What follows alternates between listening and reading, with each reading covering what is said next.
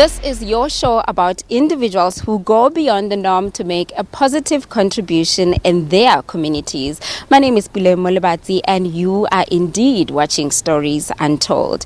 During this period of the lockdown, many SMMEs had to shut down, with many business owners fearing for the worst. Will their businesses survive this period, and how will they be able to pay their employees? Today, we'd like to share our message of hope and encouragement by looking at stories of entrepreneurs who've had to overcome trials and tribulations to make it in business. We start with the story of McBurney, founder of this establishment behind me. Let's have a look. McBurney from Gandla in KZN grew up under circumstances that involuntarily forced him to being a 16-year-old gardener. The uplifting story of Sihle might have started harder than that of most teens, but is now definitely looking more promising than before. My mother was a single parent, and she was the only one that putting food on the table. So when she passed on, within 2 weeks we didn't have money for burial. I had only about 1,200, which I've saved during the course of that time. So we had to put that along with the community to bury her. Thereafter, I said no, I won't crying is not an option. And from there, I took an opportunity to make sure that my siblings get food. Sihle's life took a rough turn after his mom passed away. I've worked as a gardener just around the area in Eshaville, which is KZN in Durban. And I used to do and service about 3 gardens in like a month. Then I used to work in Keminitos, where we made pizzas on a pizza company, where we roll the dough, and it was not easy, and do cooking of the pizzas and all that. So I had to juggle those kind of work, or any job that is available. I will take it just to make an extra cash to keep me going for like at least a week or 2 weeks, in order for the family to be sustained. Sihle McBurney is today renowned as the first black individual to own a coffee brand in South Africa. Sihle's brew was conceived back in 2012, and its growth has been beaming ever since. He says the reason to the growth of his brand was entirely because of its pureness. Our blend are 100% pure Arabica, so we use very light, very smooth on the palate. So if you tasted our products, whether you're drinking cappuccino, whether you're drinking espresso, you can actually taste that sweetness that comes from because of the quality of coffee beans that we use. Sihle's Coffee Time is now open for service from 6 a.m. to 7 p.m.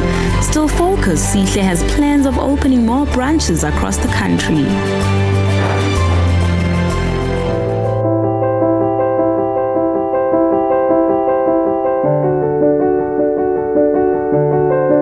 The lockdown just made everything worse, because now we don't have any money, and then the stores are all closed. We've got 18 employees that we support throughout our company. I don't know the future of them if I don't get a subsidy from the different government on the maybe whatever that they're gonna do. But I'm very strengthened and stressed about what is the future for our company.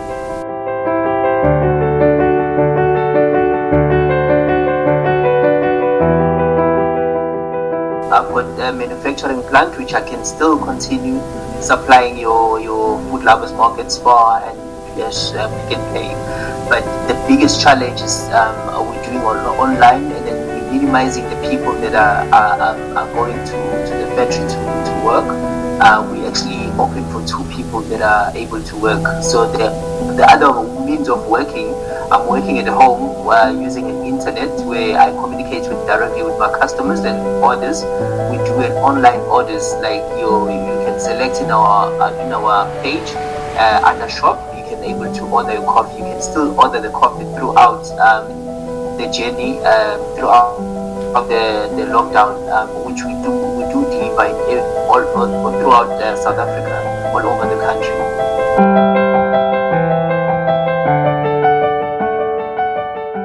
The coronavirus is real, it's serious, and it's incredibly dangerous.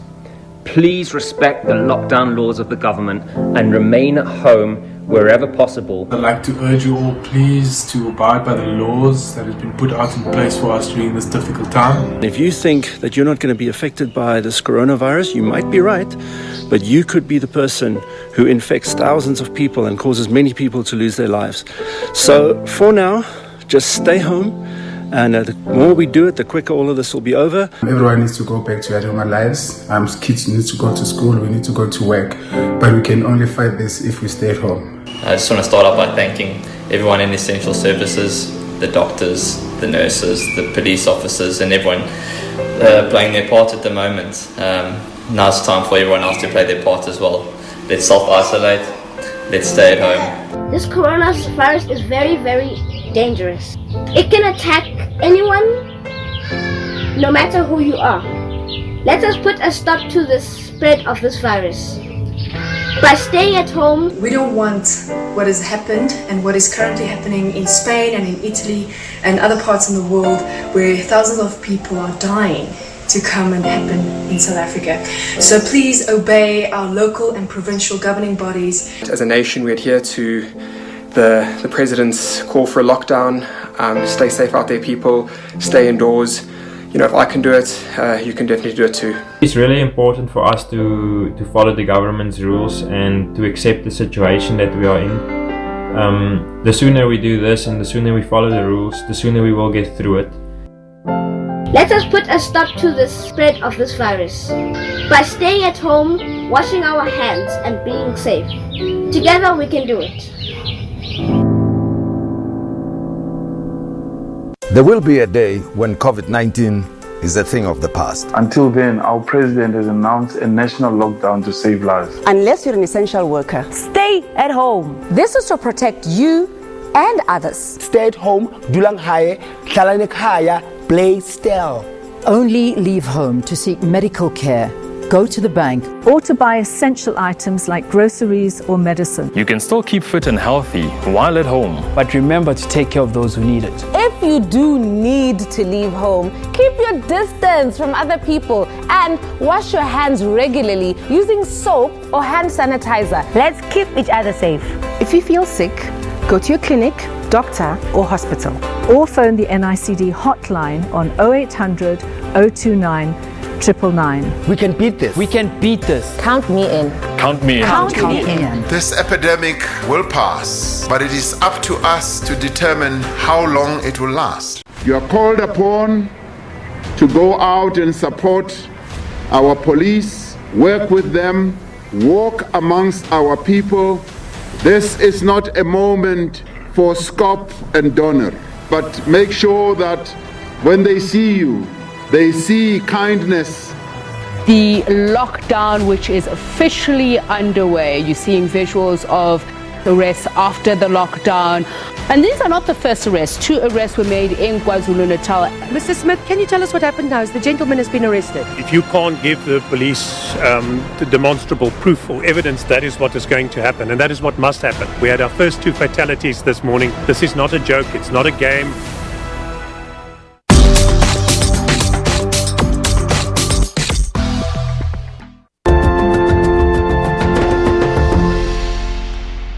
Welcome back to Stories Untold. Every great mission begins with the right kind of attitude and a positive mindset. Today we touch base with SMMEs and look at ways we can still plan for the future during this period of the lockdown here in South Africa. We now talk to Matsi Mudisa, founder of C Mudisa, a business hub for small businesses. Before she shares her tips with us, this is a quick recap of her story. Let's have a look.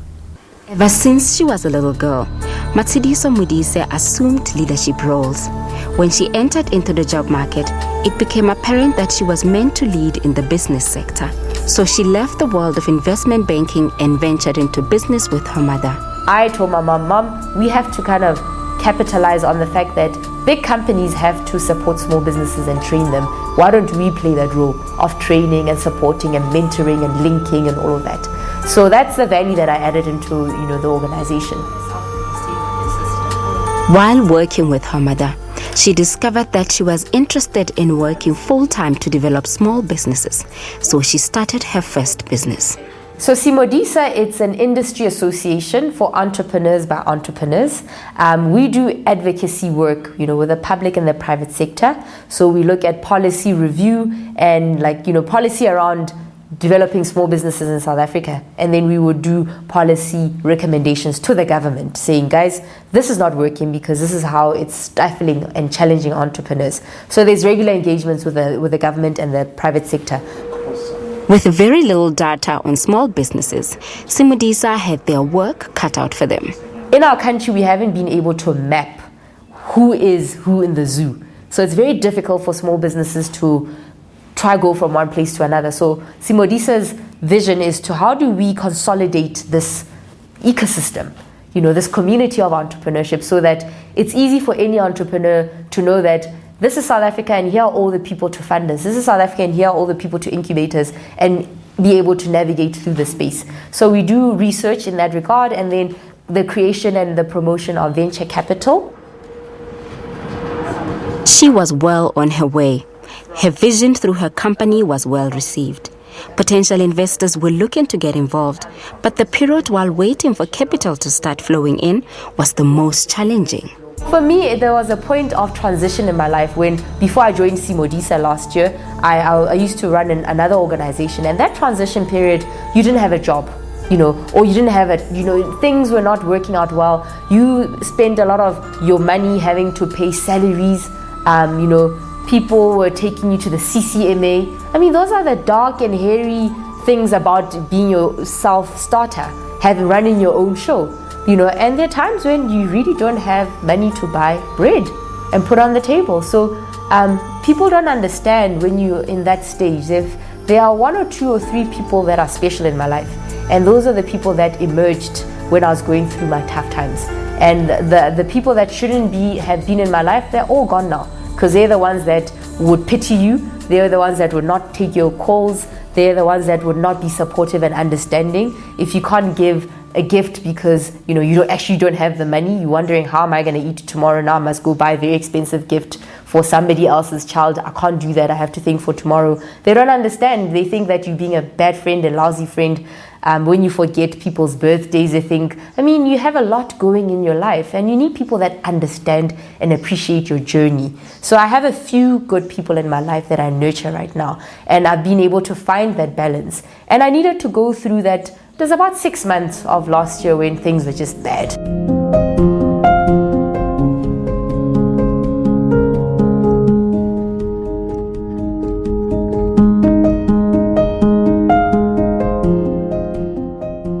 I must say the numbers are startling as to how many small businesses are going to be impacted by the coronavirus. It's one of those things that we never planned for because we never saw it coming.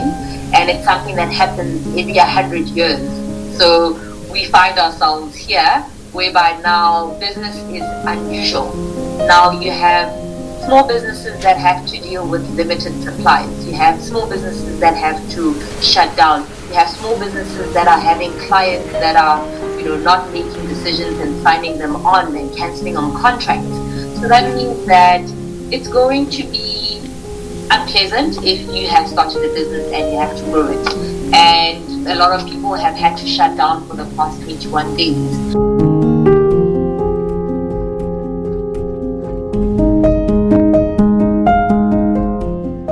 It's very unpleasant. I get a lot of startups that I have to literally call with and counsel and say, listen, it does look bad, but in South Africa we're very lucky that we have had the public and the private sector coming together, ensuring that we are able to gather some funds available for small businesses. And there's a couple that do exist. There's a couple that is out there, and I'm happy to unpack them at a later stage.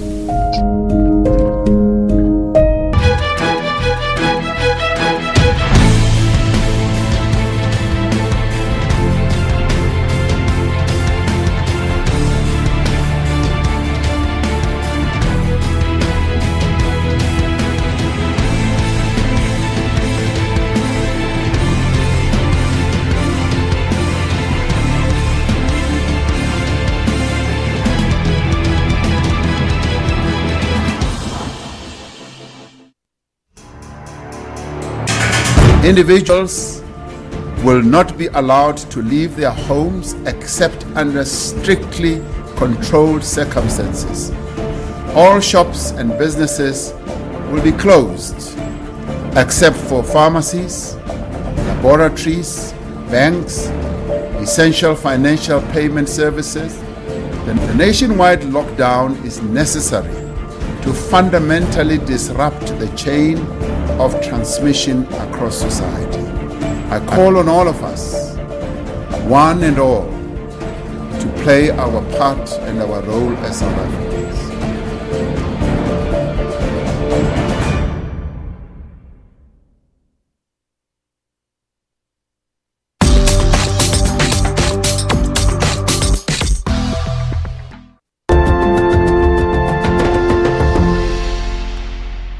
Welcome back. We are nearing the end of the show. Remember, you can also share your stories if you are a small business owner. How are you keeping afloat during this time of the lockdown? You can just use the hashtag Stories Untold SABC. Now we look at another great story of triumph over tribulation. We look at a serial entrepreneur who have had to shift so many times in order for him to make it as a business owner. Here is a story of Frank Ngwenya, founder of the Fradu Group. It took the loss of his parents for Frank Ngwenya to tap into his full potential. At the age of 14, Frank knew that the only way to survive the hustle and bustle of Johannesburg was to rely on himself. I think I saw how entrepreneurial the CBD was. Everyone is selling tomatoes and it's just bars, and I was just fascinated about the buildings and everything, and this I didn't know that I was going to be an entrepreneur then, but I realized later on that I've got this passion to sell something to someone. I didn't have enough money to stock, enough capital, in other words, to be able to stock enough stock to be able to sell enough to make money to constantly pay rent, until the guy gave up on me, the landlord. He said, no, find your way out. Then I ended up downstairs in that same building where there was a pool table, small like a pool bar. Then I ended up there, sleeping there overnight, playing pool, maybe sleeping 4 or 5 hours. During the day I'm busy running around the streets selling, come back at night. As I was selling, the liquor that I got, maybe I stock for 180, I get maybe back 280. Then the 20 rands or the 30 rands I had to send to my siblings because they were struggling, so poor. Nothing to eat or anything that I could get, I was sending. Hence, I was draining cash. I was running out of cash a lot. So as I make profit, I have to share with the other siblings from that small little profit that we had to try and send to everyone. Then I'm left with no money to restock again. And I don't know anyone in the CBD. It's just hustling and and the puzzle of the town. This method of survival didn't last long. Frank had to seek employment, and to his luck, an opportunity to work at the restaurant presented itself. Yeah, so I was promoted from washing dishes to waiter. Then to waiter, I became a head waiter. Then I started moving jobs. Now I ended up moving to another restaurant in Randburg, where I became really the head waiter. I was making the most money, and so on and so forth. So I had my regular clients. Then my regular told me, I've got a guy in the UK. He's got a BNB, a very good facility that with your skills, I think it will work. He's looking for people. I said, as long as you will find money to buy your ticket, the rest will do. Everywhere where I was working, even when I was in South Africa, I was always thinking, I have to do something. I have to do something about myself. So while I was in the UK, it was just something that continued with me, but I didn't realize that I'm entrepreneurial. So I started I started loving property. Property development, buying properties and all that. I started studying it and doing everything because I remember I left South Africa I was young, so I ended up finishing my studies while in the UK. So now when I was there in the UK, I started buying properties back in South Africa with a well-known bank. So I was buying from online. I fill in the form, Then the bank gave me 50%. I managed to accumulate 5 of them. Then that's when I began to say, yeah, I'm starting the entrepreneurship, the real one now. After I bought all those properties, that's when I met my beautiful wife, by the way, there in the UK. And I convinced her, that was 2006. Then I convinced her, I said, let's go back. How much have you raised? Also, I said, I've raised 150. Yeah, give it to me. Why not? Let's go and invest. Look, I have 5 properties. Let's come back. We came back. Then as I came back here, I was really not knowing what I was doing. I have all these properties. I don't know what to do with them. I don't know how to manage them. I don't know how to keep them running. Then it was literally repossessed for owing the bank just a bit, not a lot, but they took just about everything. I was investing less on the business and investing more on my lifestyle, things around me, meaning the car, this and that, and I always want this. Maybe I'm not a watch person, but for example, maybe you want a big watch or you want that shoe. So instead of, I was thinking, when I've made 100,000, all 100,000 is mine, So there was no education for me to say, okay, you've made 100,000, maybe your money is 5,000 from there. So you have to put it back to the business until, later on, then you do. So I kept on just doing both, not calculating well, although that naivety made me really to lose again. We wanted a nice life, going to have a nice house, driving 2 cars. I love big cars. I just wanted that. All the lessons he earned through his mistakes led him to a company that he runs with his wife. Fradu is abbreviated from my name Frank and my wife Ututuzile. Fradu Group it's got 2 layers on it. The first layer is the property development, where we develop our own residential properties, complexes, your sectional title developments, and we do projects for clients. People just go, we've got maybe 4 houses that we want you to build. We do that, and we do shop fitting. And on that, the shop fitting is our restaurants that we build. So that moves then now to the next layer underneath the Fradu Group, that is the Fradu Restaurants. Fradu Restaurants, that's where we build restaurants in student residences, in office park, those canteens, we revive those, as well as in malls. I've learned something from Frank, that I must never give up. He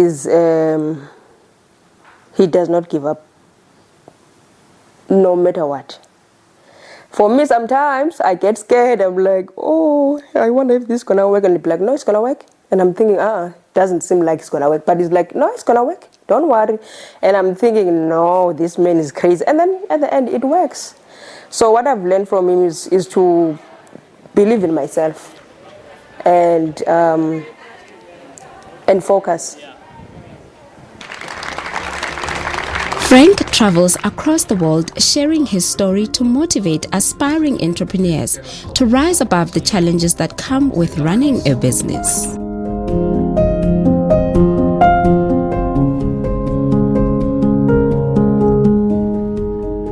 I must say it's probably a very difficult time for small businesses because there's so much information that's out there. And however, an organization like Simodisa is there to help you navigate through all of this, to help you simplify it, to synthesize all the information, to verify that it's coming from it's not fake news or fake media.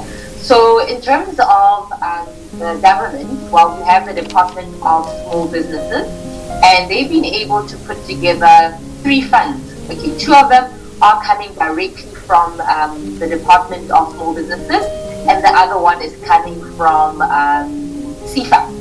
So the one that's coming from the small business development, there's 2 of them. It's called the Business Growth Resilience Facility. And basically what that is for businesses that are here to take advantage of supply opportunities or shortage of goods during coronavirus.